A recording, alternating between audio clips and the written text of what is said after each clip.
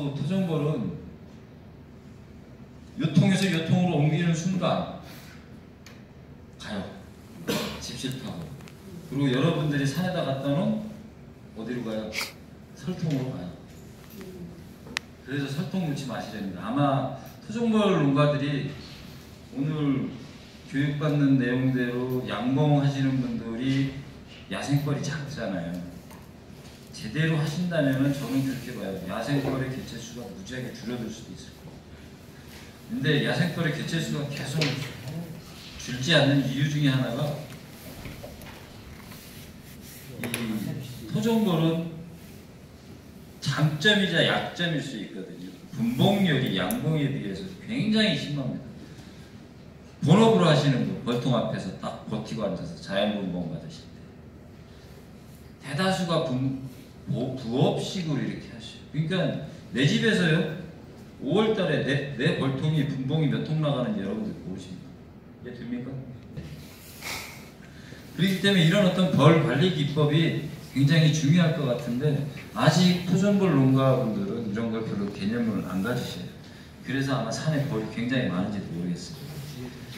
그 다음에 지금 그 인공분봉이라고 하는데 그게 바로 사학벌통으로 만약에 인공분봉을 한다면 굉장히 저는 산의 산벌 개체수가 줄어들 거라고 봐요. 왜냐하면 철저하게 인공분봉을 왜 해야 되냐면 양봉하시는 분들은 그렇지 않아요. 내가 분봉을 내고 싶은 시기에 내기 위해서 굉장히 노력을 하시고 그걸 뭐라 그러죠? 우리가 흔히 농업생산에서 계획생산에서 내가 계획을 세우고 내가 주도를 해나갑니다. 근데 희한하게 토종벌 키우시는 분들은 그게 안 돼요. 자연의 섭리대로 가야 된다 그래갖고 지금도 자연분봉을 주장하시는 거예요. 근데 그거는 좀 바뀌어야 된다고 합니다. 그래서 저는 항상 어디 가도 사학벌통 갖고 하던 계략벌통을 갖고 하던 이제는 인위적으로 내가 계획해서 무언가를 짜 나가야 된다. 그리고 마지막에는 꿀벌의 질병. 이게 굉장히 심각합니다. 근데 토종벌에서는 한 가지만 주의하시면 돼요. 뭐죠? 낭충봉화. 진짜 이것 때문에 사람 환장하는 건데 이것만 없으면 나머지 병은 부저병도 다 이겨냅니다.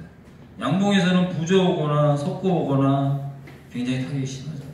근데 토종벌은 여태까지 제가 벌을 키우면서 석고는 양봉통합해보면 회색 덩어리가 뽑아져 나오거든요.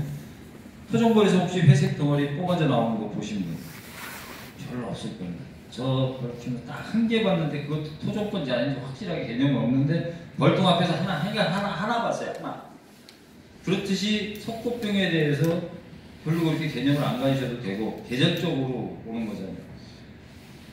그 다음에 부저 같은 경우는 어느 정도로 심하냐면 미국 부저일 것 같아요. 제가 지금 보면 줄줄 흘러요. 물이 소비가 시커매져 갖고 벌이 축이 다 죽어가지고 그런 경우 벌을 싹 빼고 새 통에다 집어넣고 그 통 태워버리니까 옆 통으로 전파가 안 돼요. 그래서 제가 부저 같은 경우는 그냥 제가 이겨내는 맞습니다. 하나만 못해. 낭충봉화가 오면 얘들이 벌을 그 벌통 안에서 끝까지 죽어 자빠지는 게 아니라 어느 정도 시점이 돼서 도저히 내가 생산하는 유충이 성충이 못 된다고 얘들이 판단을 하면 집을 버리고 딴 데로 가버리죠. 아마 낭충이 와서 끝까지 그 집안에서 끝까지 죽는 토종벌을 본 분들은 별로 없을 거예요. 어느 날 보면 벌통에 벌이 없죠. 그럼 어디 갔을까요? 산으로 도망갔겠죠. 그런 어떤 부분에 대해서 이제 심각하게도 생각해야 되는데 지금 가장 중요한 건 여러분들 밴드나 이런 데 인터넷상에 보면 토종벌을 보면 겉에 포장되어 있는 거 보시면 뭐가 있어요? 탈분을 해놨는데 물이 줄줄 흐르게 되어 있죠. 그런 걸 자연스럽게들 생각하시거든요. 근데 그건 아니에요. 벌똥은 건강한 똥은 어떻게 쌉니까? 탈분은. 예, 실 같아요. 꼬들꼬들합니다. 근데 그럼 양봉만 그런 게 아니고요. 토종벌도 그렇게 해야 돼요. 탈분은. 근데 대다수의 분들이 벌통에 보면 이거 저 노제만 있네요. 그러면 안 믿으셔요. 일종의 설사병, 먹이 안 좋기로 오는 거거든요. 이게 토종벌에는 잘 안 나와서요. 봄에 이것만 해줘도 굉장히 돈벌 증식에 도움을 받습니다. 그러니까 이런 말씀 드리면 요즘은 꿀 뜨시고 싶은 분 혹시 손 한번 들어보세요. 꿀을 떠야 되겠다. 나는 벌이 죽건 말고. 아니면 벌값이 비싸니까 난 증식을 하겠다. 요즘은 선을 확실히 긋고 하셔야 돼요. 그러면 증식을 해야 되겠어. 그러면 약재 처리해 주셔야 돼요. 그 꿀을 보고 가는 게 아니지 않습니까? 나는 꿀을 떠야 되겠어. 이따 인공분목을 말씀드리겠지만 꿀을 뜰 수 있는 방법을 가셔야 돼. 다른 방법으로 가시면 안 돼. 근데 그런 어떤 방법들에 대해서 오늘 차근차근 말씀드려보겠습니다. 이 원이 복합되면 공통인자가 되겠죠. 따로따로 있으면 다른 인자라고 할 수 있잖아요. 근데 의외로 좀 깜짝 놀란 게 똑같은 벌인데 공통적으로 원이 그려지는 부분이 어딥니까? 겹쳐지는 부분이 요거밖에 없어요. 그죠? 이 부분은 나눠져 있잖아요. 거의 몇 프로 정도 될까요? 한 반반은 될 것 같아요. 희한하죠? 같은 벌인데. 이거를 이 권영욱 교수라는 사람이 세계에서 최초로 했어요. 근데 지금 뭐냐면은 토종벌은 뭐가 많아요? 후각, 미각, 유전자가 120여 개 달하는데 서양벌보다 꿀을 더 잘 찾는다. 그러니까 얘들이 점의를 해놓나 봐요. 이거를 15년도에 발표를 했는데 요거보다 아마 이 사람이 신문에 발표를 5일 늦게 했으면 중국에서 했을 거랍니다. 중국의 여자 과학자가 같이 하다가 이 사람이 발표를 했는데 5일 뒤에 이 여자가 미국에서 발표할 예정이었던 거 이 박사가 먼저 한 거죠. 이거는 그냥 교육 들어가기 전에 토종벌이 그런 거구나 하는 것만 그냥 아시라고. 요즘에 이 정도까지 연구가 지금 진행이 되어 있습니다. 이거는 토종벌은 동양종은 동양종인데 중국, 일본, 러시아 이런 데 있는 벌하고 한국 벌하고 다르다고 해요. 왜? 같은 지역에 이 지역에서 한 2000년을 살다 보니까 유전자의 어떤 변형이 왔겠죠. 그래서 근본적으로 보니까 토종벌과 중국벌과 일본벌과 다르더라. 그래서 이 연구 결과는 작년 학회에서 제가 발표하는 걸 봤거든요. 그래서 러시아에 가면 어디 있냐, 동양종이 있냐면 블라디보스토크에 가면 있다. 거기 있는 벌하고 러시아 학자가 얘기하는데 우리나라 토종벌하고도 좀 다르더라. 그냥 한 지역에서 토착화돼서 계속 토종벌 우리나라에 몇 년 살았습니까? 한 2000년 살았다고 그러죠. 그러니까 살다 보니까 변형이 왔고 그쪽과 저쪽이 서로 다른 대립 유전자가 생겼겠죠. 이제 본격적으로 좀 들어가서 지금 여러분들한테 부탁드리고 싶은 거는 항상 봄철에 뭘 중요해요? 토종벌은 어떻게 갑니까? 이동양봉 합니까? 안 합니까?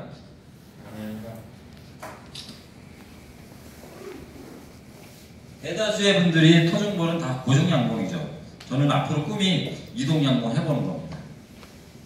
천원이 무지하게 꿀이 많이 나거든요. 제가 알기로 저 비무장지대 그쪽에 들어가면 엄청나게 꿀이 나는 거예요. 그 꿀을 한번 떠보고 싶은 게 제가 지금 갖고 있는 건데, 그래도 어떻든 여러분들은 토종벌을 여러분 지역에서 그냥 키우셔요. 그러면 뭘 좀 알아야 되느냐?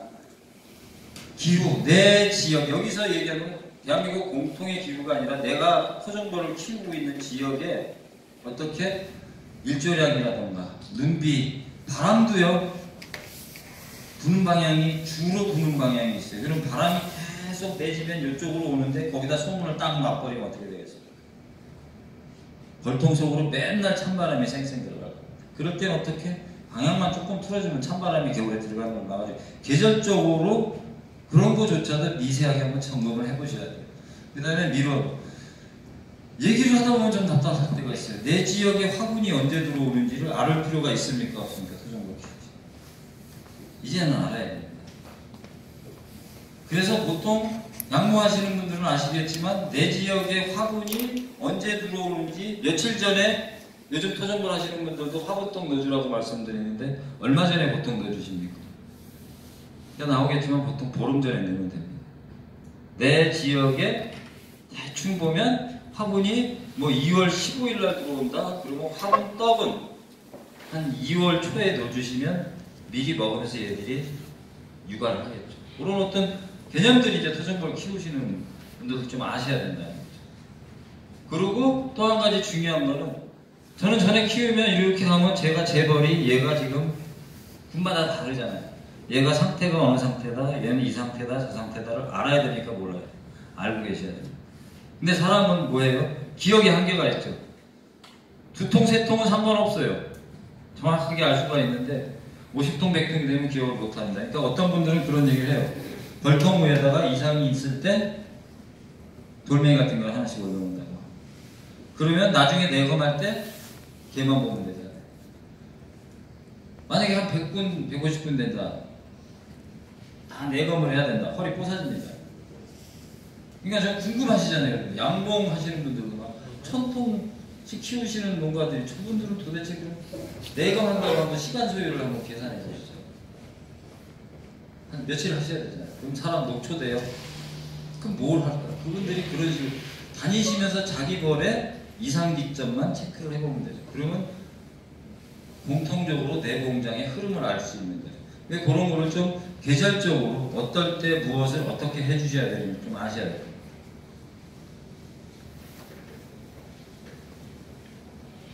이게 바로 어떤 관리와 영양관리인데, 벌은 그렇습니다.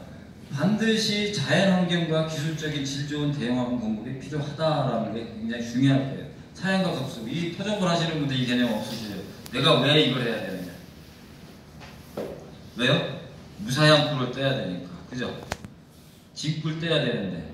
근데 여러분들 나중에 사각발동 분봉에서 말씀드리지만 봄철에 봄벌 증식을 위해서는 사용하셔도 괜찮습니다. 약재 먹여도 괜찮습니다. 건강할 수 있다면. 그러면 정신 나간 놈아 어떻게 그러면 좋은 꿀을 뜨냐? 이따 말씀드려요.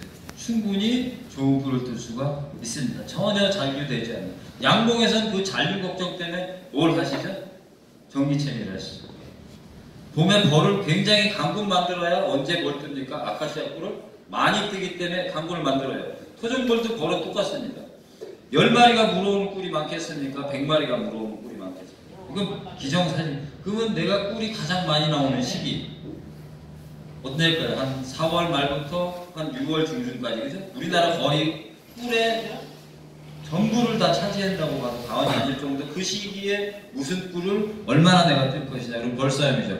근데 죄송하지만 토종벌은 그 시기에 뭘 해요? 벌은 분봉을 합니다. 분봉.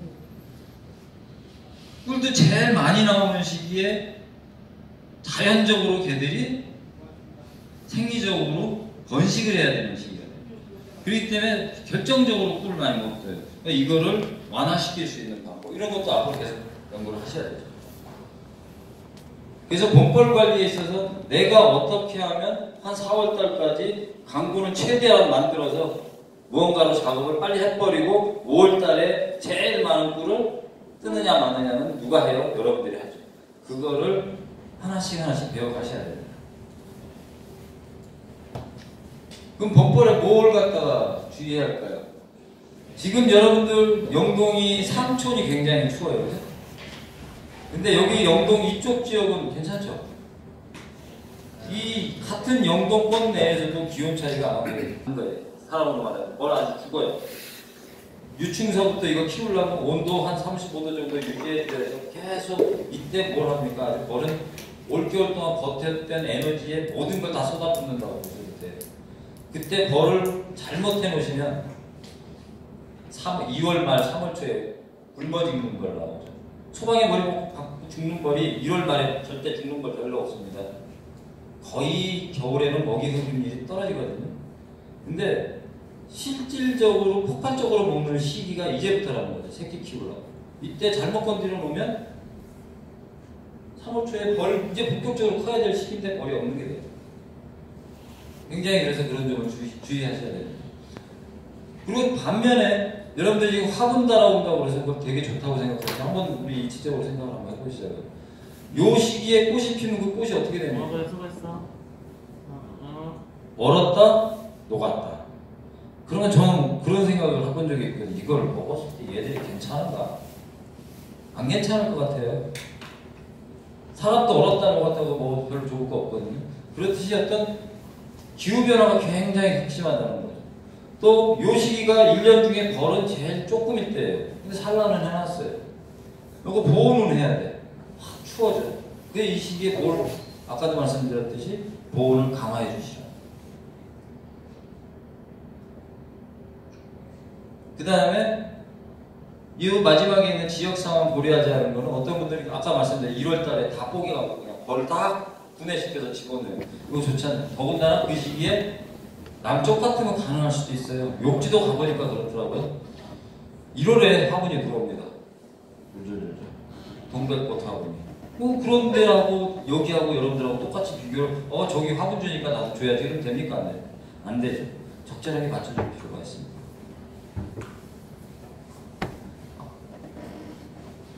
그래서 이 대안책으로 여러분들이 한번 생각을 지금까지 쭉 말씀을 드린 건데 벌집 지금 양봉하시는 분들 소초 빼주시죠. 소초가 쫙 빼서 벌집 쫙 붙여버리잖아요. 뭐 한 4매, 4매, 5매 이렇게 들어가면 이걸 한 3매, 2매로 확 줄여버리시더라고요. 그래야 될 시기에 토종벌 키우시는. 그렇다고 토종벌은 사각벌통이잖아요. 밑에가리를 잘라놓을 게 아니라 작년 가을에 어떻게 몇 단으로 해놓으셨어야 돼요. 3단이나 4단 정도로 맞춰놓으시면 월동락에 가장 적합합니다. 여기에 한 2대 정도가 꿀이 꽉 차 있으면 아무리 광분이라도 봄까지 버텨내는 거예요. 그런 어떤 인위적으로 뭉치고 시켜주시고, 그 다음에 제가 꼭 아까도 말씀드렸듯이 중요하게 여기고 싶은 거는 물리적이나 인위적이 가지 마세요. 너무. 그래서 벌들이 요구에 적절히 여러분들은 도움 역할만 해주십시오. 그러면 벌은 지가 알아서 크지 말아요. 즉 내가 이 시기에 화분을 조금만 넣어줘야지 이 시기에 먹이 사양, 자극사양이라고 그러죠. 자극사양은 뭘 의미하는 겁니까? 자극사양 하는데 어떤 분은 이걸 거꾸로 말씀하시는 분도 있어요. 옛날에 어떤 분이 나한테 산란촉진제를 먹인대요. 그래서 저는 무슨 생각을 했는지 아십니까? 아니 무슨 제 다른데 뭐 양계나 이런 데는 산란을 많이 유도하기 위해서 뭔가를 먹인다는 건 들어본 것 같은데 무슨 벌한테 산란촉진제를 먹이나 그랬더니 이분이 저한테 굉장히 고도의 표현법을 쓰느라고 산란촉진제라고 그랬더라고요. 별게 아니라 뭐죠? 자극사양.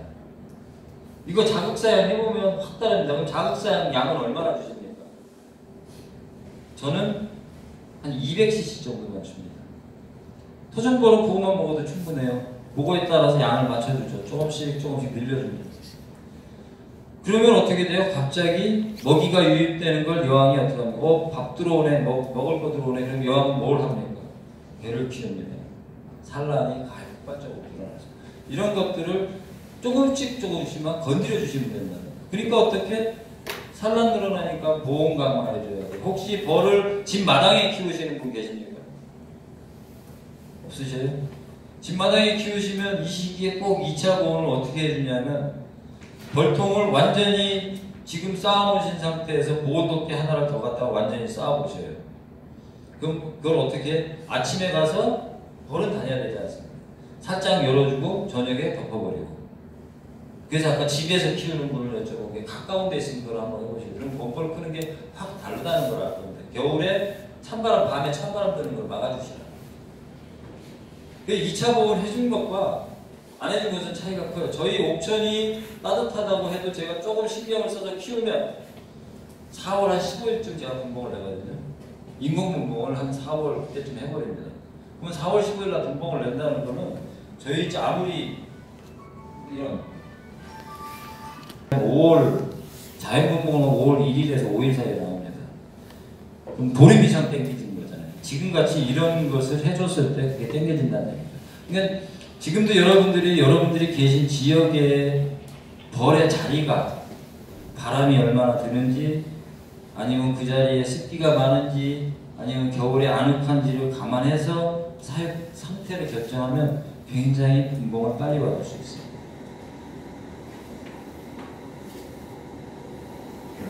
그래서 아까도 말씀드린 내가 분봉을 빨리 받고 싶으면 무언가를 도와줘야 됩니다. 근데 토종벌 하시는 분들은 절대 안 줘요. 화분을 왜 줘야 되는 거라고 하는 분들이 지금도 계셔요.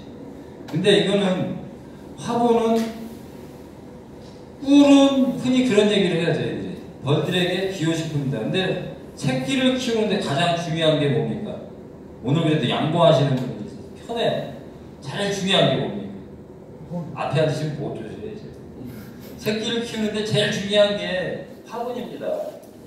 이걸로 얘들 먹고 살아요. 새끼 키워요. 꿀로 키우는 게 아닙니다. 단백질 공급이 돼야 되잖아요. 그런데 한번 기회가 되시면 테스트 한번 해보십시오. 양봉 화분 그냥 일반적으로 나오는 화분 얼마 안 하잖아요. 가게 그거 사서 토종볼에 애교로 위에다 이렇게 얹어서 먹이면서 유심히 한번 관찰을 해보셔요. 그날부터 사각골통이 여실히 잘 보이거든요. 사각골통 앞에 뭐가 생기냐면 묘한 조그만 덩어리들이 생깁니다. 처음엔 저게 뭔가 했어요. 뭘 이렇게 물어내나 했더니 한번 먹어봤습니다. 화분이더라고요. 저도 처음엔 몰라가지고 양봉원에서 가서 사다 뭘 조그맣게 잘라서 매했거든요. 즉 양봉 화분에는 화분도 들어가지만 뭐도 들어갑니까? 대두분에 여러 가지가 들어가요. 그 화분 농도를 보니까 굉장히 약해요. 거기에서 제가 착안을 해서 그 다음부터 뭘 했냐면 저 같은 경우는 83% 정도를 매기거든요. 화분 농도를 높여봤습니다. 그러면 버리는 게 있습니까? 없습니다. 버려지는 거 없습니다. 거의 다 흡수됩니다. 그러니까 그리고 여러분들이 또 어디 가서 화분 사실 때 꼭 고려를 해주시는 게 좋은 뭐가 좋으냐면 그 화분이 무슨 화분이냐를 한번 보셔야 돼요. 양봉하시는 분들이 이거 굉장히 따지시더라고요. 유체 화분이냐, 유체와 자파를 섞었느냐, 뭐 자파. 그럼 왜 말씀을 드려요? 유체 화분에 뭐가 많습니까? 단백질 성분이 높다니까. 그래서 새끼벌 무조건 화분떡을 준다는 거는 벌한테 주는 게 아니라 벌이 키우고 있는 유충한테 무언가 준다고 생각하는 거예요. 그래서 화분떡을 주시는데 반면에 토종벌에 화분떡 양봉 화분 1kg짜리 이렇게 딱 얹어 놓습니다. 그럼 이거 먹는데 얼마나 걸릴까요? 굉장히 오래 걸립니다. 근데 이거 다 먹기 전에 뭐가 생기냐면 여기에 소충이 생깁니다. 재밌는 사실 하나는 요거는 재밌어요. 소충을 토종벌은 싫어해요. 그런데 물어내진 않습니다. 벌통 안에 같이 있거나 말거나 피해서 다니면 다녔지. 양봉은요, 벌을 살짝 붙여놓으니까 한 일주일 안에 소충 싹 물어내더라고요. 벌통 앞에 쪼그리고 앉아서 보니까 하루에 한 10마리씩 물어내는데 그 조금 지나면 벌통이 소초광이 깨끗해집니다. 다 정리해버리고 그때부터 시작하더라고요. 근데 토종벌은 그걸 못합니다. 이 계량통이 있는데 계량통 밑바닥에 보시면 토종벌은 그 소충이 집져가지고 막 잔뜩 쌓입니다. 면적이 넓지 않습니다. 그런 것들을 제거해줘야 되는데 화분을 넣으면 희한하게 소충이 그리 다 꼬여요. 간간히 드러내고 저 같은 경우 긁어내주는데 파고 들어가 있어요 이미. 그래서 그 다음부터는 어떻게 하냐면 화분을 항상 한 4분의 1로 쪼갭니다. 1kg짜리. 그래서 빨리 먹이고 딴 걸 빨리 준다는 얘기예요. 그런 것들이 꼬여들기 전에. 그래서 화분을 항상 작게 합니다. 지금 보시면 양봉에서 화분을 주는 것보다 훨씬 색깔이 노랄 거예요. 이 당시만 해도 저 굉장히 오래된 건데 좀 무지해서 제가 집에서 집사람이 비볐습니다. 화분 사다가 양봉 화분 줘갖고 안 먹길래 다 물어내길래. 그러니까 양은 굉장히 줄어요. 흔히들 잘 먹어요? 물어보시면 다 잘 먹는데 잘 먹는 게 아니라 많이 갖다 버리죠. 그러니까 그때 느낀 게 아니라 얘네들은 필요한 것만 뽑아먹나 보다. 그 속에 화분 농도만 뽑아먹나 봐요. 대두분이라는 건 다 버리는 것 같아요.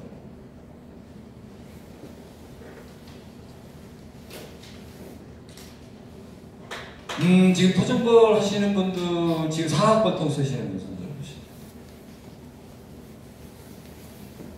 계량벌통. 아무도 안 쓰셔요, 물론? 지금 이제 많이들 해놨어요. 계량벌통 쓰더라고요. 근데 계량벌통 쓰는 게 오래되지 않았습니다. 여기 보시면 2011년 충북 옥천이라고 그랬죠. 여기 보시면 봉판에 충방이 있습니까? 없습니까? 하나도 없어요. 이게 무슨 일일까요? 이게 바로 낭충봉화 걸린 겁니다. 제가 11년도에 병을 맡기 시작했습니다. 싹 쓰는데 이때는 한 달 걸렸습니다. 끝장 나는데. 그래서 여기 지금 쭈그리고 앉아서 이 작업을 해주시는 분이 누구냐면 여러분들이 다 잘 아시는 잠사양 농소재과 최영수 박사. 5월에 병이 와서 요청해놨는데 이때가 8월이거든요. 예, 8월 29일 날 와가지고 벌 다 죽었는데 벌 뭐 유충망이 저 상태니까 엉망진창 공장 다 쑥대밭 됐을 거 아닙니까? 그때 와가지고 벌을 한 5통 정도를 벌이 작으니까 다 왕 죽이고 꺾어가지고 한 통으로 만들었어요. 그러니까 겨우 5통 합했는데 한 농구 고목만해지더라고요. 병이 중증이니까. 그걸 다 이제 없애버리고 저렇게 계량통에다 넣는 입식 방법을 질병이 낫는다고 얘기를 하면서 해주고 갔어요. 결과는 어떻게 됐을까요? 싹 저 동작이 좀 이제 흔히들 양보하시는 분은 들판에 다니시고 이제 그 얘기 가면 토종벌하는 산판에 있지 않습니까? 올라가고 수고스럽게 해주고 가셔서 저는 저 밑에까지 쫓아 내려가서 아이고 감사합니다 하고 덜렁덜렁 올라왔는데 벌이 어디 갔을까요? 하나도 없어요. 저 통 안에. 나무에 다 매달려 있어요. 바로 나온 거예요. 이때만 해도 계량통 집어넣고 그래서 저쪽 남원이나 이쪽 지역에서 어떤 분 죽여온다고 그런 얘기 들어봤어요. 왜? 펄이 저렇게 되니까요. 실질적으로 나갔다 왔는데 벌이 뜨더라고요. 그래서 그 당시에 굉장히 병이 깊어가지고 병이 깊은 거를 어떻게 계량통에다 저렇게 묶어놓고 해결하나? 답이 없다라는 제 나름대로 결론에. 그래 어디 가서 저는 지금도 그 얘기합니다. 병이 바짝 났는데 계량통에 넣으니까 넣어갖고 어떻게 나설 수 있습니까? 좀 그 생각 접어버리십시오. 포기하시고 차라리 다 태워버리시고 새 통 하나. 요즘은 보험도 되지 않습니까? 물론 보험료가 좀 내려갔지만 25만 원이죠. 그래도 양보보다 아마 비쌀 겁니다. 보험 처리하시고 지금은 그렇게 미련 없이 하시는 게 낫습니다. 그러니까 실질적으로 우리나라에서 계량통 토종벌을 갖고 계량통을 키우고 이충을 하고 뭐 화분떡을 조금같이 먹이고 언제부터 시작했냐면 얼마 안 됐어요. 10일 전부터 시작. 그 계량통을 이때 제가 계량통을 그래 계량통을 한번 써보자 한 게 사실 이때 전국에서 아마 10손가락 안에 들 거예요. 제가 시작을 없었어요. 계량통 쓰면 안 된다고. 계량통 쓰면 정신 나간 사람이라고 그랬었습니다. 도망가는 경우가 있었는데 100% 받는 분들 아마 거의 드무실 겁니다. 그런데 하물며 이 통을 어느 날 갑자기 다리를 확 치워버리고 이 통을 갖다 놨으니 이 벌이 가만히 있을 리가 없죠. 미련 없다는 거죠. 얼마든지 나가서 살 수 있습니다. 그러니까 뜨는 거예요. 그래서 고민하다가 12년 봄에는 뭘 했냐면은 지금 보시면 여기 막혔잖아요. 이걸 만들어 본 거예요. 이거 쉽습니다. 합판에다가 네구탱이 구멍 들어가고 사각벌통 올려놓으면 딱 맞게끔 잘라버렸어요.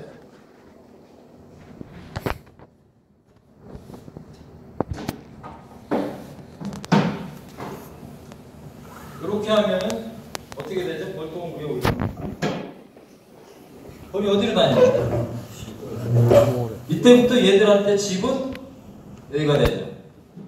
여기는 여왕이 있습니까? 없습니까? 여왕이 있죠. 유충방도 있습니다. 그죠? 모든 개체가 여기 살고 무는 이 순간부터 이거를 한 어떻게 일주일 정도 놔두면 어떻게 됩니까? 자연스럽게 얘들한테 집은 어디가 됩니까? 모든 냄새가 여기 있게 돼 있죠. 요걸 해놓고 한 일주일 정도 문을 닫으면 요 소문 입구가 어떻게 돼요? 반질반질해져요. 제 말이 틀리나 안 틀리나를 오래 검증해 보시고 싶으신 분은 한 통은 이렇게 해놓으시고 한 통은 사각통에 계량통에다 바로 놓고 두 통, 한 통 도망가도 좋다 생각하시고 놓아보시고 요거는 남아있고 얘는 가요. 그래서 이렇게 놓고 소문을 입구를 인지시켜 놓으면은 그러면 계속 놔두면 얘들이 집을 내려질까요? 안 질까요? 일리 내려올까요? 벌이? 내려올 것 같습니다. 그래서 저도 그 꿈을 안고 열심히 해봤습니다. 안 내려옵니다. 희한하죠. 여기다가 왜 집이 내려갈 데가 없으면 벌들이 집을 딱 꺾어버리죠. 그리고 거기다 뭘 답니까? 왕대 달아버립니다. 그러면 만약에 한 5칸 올려놨다. 이거 집 짓는 건 3시간이거든요. 여러분들 분봉 나는 것도 모르게 분봉 나버립니다. 일리 안 내려오고. 그래서 어떻게 하세요? 작업을 해버려야 돼요. 강제로. 지금 보시면 이게 그 작업이거든요. 한 일주일 정도 이렇게 놔둔 상태에서 이 위에는 원활하지 않습니까? 그럼 이거를 어떻게 벌통을 딱 뒤집으면 내부가 보일까요? 안 보일까요? 윗뚜껑 따놨죠. 따서 뒤집으면 여기 있던 벌은 껌껌한 데로 갑니까? 환한 데로 갑니까? 다 저렇게 내려가고 벌이 하나도 없어집니다. 불어내리면. 그러면 그때 여왕이고 뭐고 다 이 안에 있겠죠. 그래서 이거를 지금 보면 한 이 3칸 정도 되는 양입니다. 깊이가. 그러면 3, 9, 27이죠. 한 27cm 정도 되는, 요 지금 크기가 그런 거거든요. 이런 식으로 놓고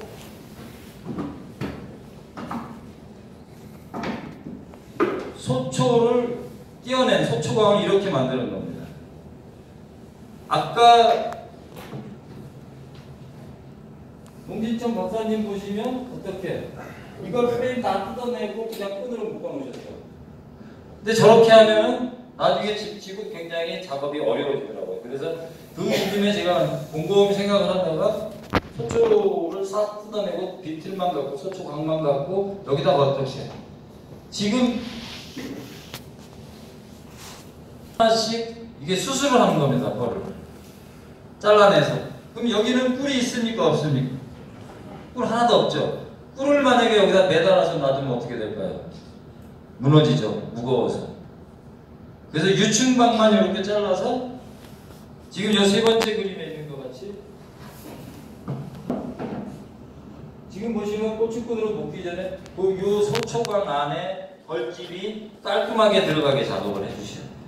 왜 제가 이 말씀을 드리냐면 전에 어디 가서 이렇게 해서 작업을 하면 됩니다 하고 왔더니 양평에서 전화가 왔어요. 벌 도망갔다고. 그럼 와서 봐달래요. 그래서 쫓아오라고 가서 보니까 벌집을 어떻게 해놨을까요?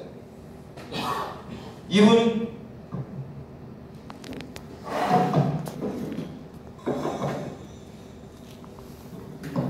지금 보시면 이게 다 유충광이잖아요. 아깝잖아요.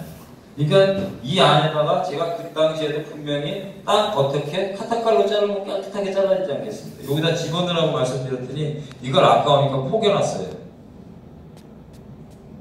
이쪽에 한 장, 이쪽에 한 장 포개서 중간에 틈이 당연히 생기겠죠. 포개놨으니까. 유충판이 아까워서 포개놓으니까 어떻게 될까요? 벌집이 불안정하죠. 벌집이 불안정하면 얘도 도망갑니다. 그래서 이 소초광 안에 깔끔하게 딱 들어가게끔 좀 아까워도 옆에를 좀 오려내셔야 됩니다. 오려내셔서 저 안에 쏙 들어가게 해놓으면 이때부터 이 안에 이런 원형 부위에 벌들이 뭘 해가지고 이런 데다가 빈집에 채워지기 시작합니다. 이걸 언제 보냐면 한 3일 정도 있다가 딱 보면 집을 짓고 붙이기 시작합니다. 작업을 해놓은 틈이 나요. 근데 어떤 놈 보면 하나도 작업을 안 한 놈이 있습니다. 3일 됐는데. 그러면 그건 무슨 이유일까요? 나도 모르는데 걔들은 도망가려고 그래요. 작업을 안 합니다. 그러니까 그걸로 계량통에 놓고 딱 판단을 할 수가 있습니다. 2, 3일 있다가 딱 보면 옆에 살을 붙이기 시작합니다. 이제 빈 공간을 메꿔나가기 시작하죠. 새끼도 나고 해야 되니까. 근데 3일이라는 얘기는 앞으로 벌을 뒤집어서 확 한번 움직이려면 여왕이 놀라서 한 2, 3일은 알을 잘 안 낳죠. 바로 나도 몸은 무거운데 그 사이 하루면 벌 다 배 다 줄이거든요.